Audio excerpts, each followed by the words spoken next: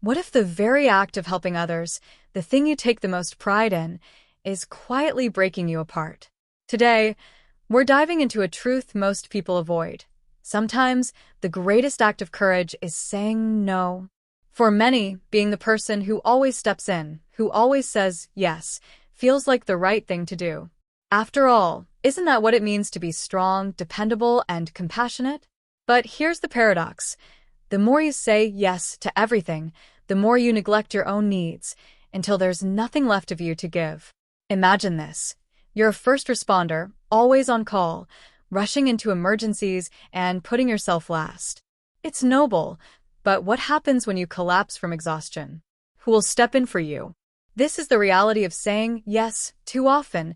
It leaves no room to prioritize your own well-being. Being a first responder for yourself begins with recognizing your limits. Saying no isn't about shutting others out. It's about creating the space you need to protect your energy, your peace, and your ability to thrive. The truth is, you cannot be there for others if you are constantly running on empty.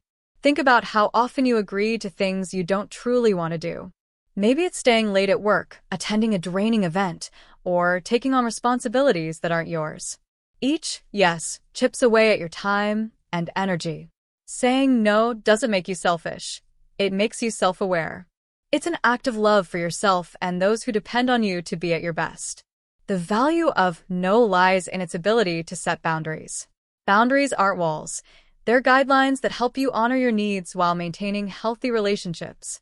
When you say no to something that overextends you, you are saying yes to your well-being, your time, and your priorities.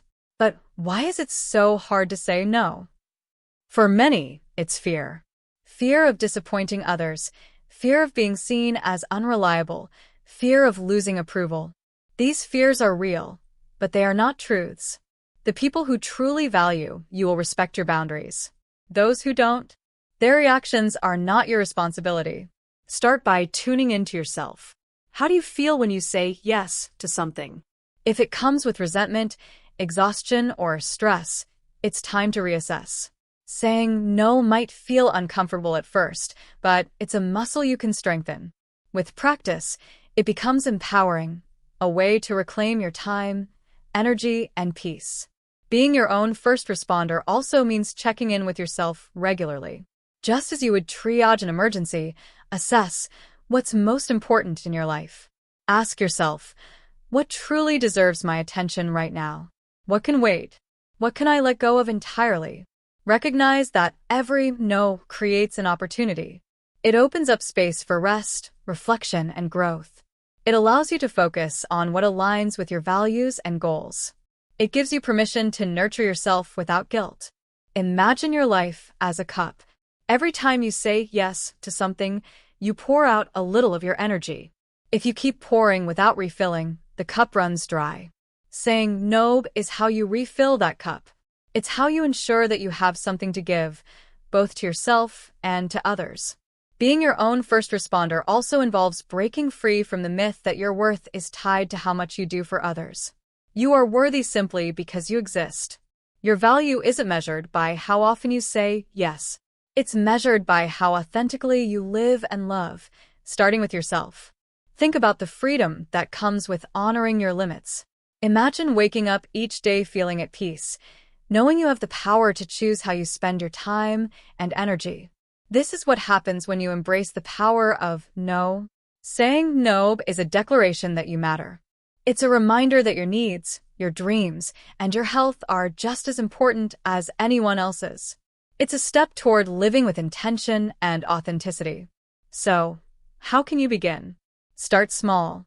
The next time you feel stretched too thin, pause and ask yourself, do I truly have the capacity for this? If the answer is no, honor that.